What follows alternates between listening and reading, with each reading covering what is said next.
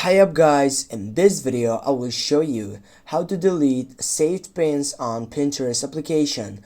Firstly, get up into the application, scroll up onto your profile section, and then simply need to find out the pin section in which you're gonna save it that delete and setup.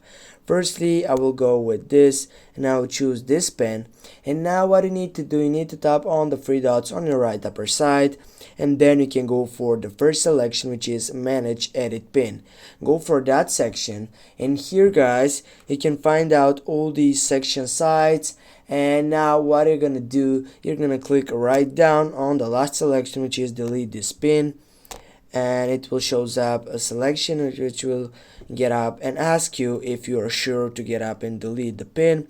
You go for delete, and then you're gonna get it through that. Thanks for watching. Don't forget to hit that like and share the video. See you soon guys.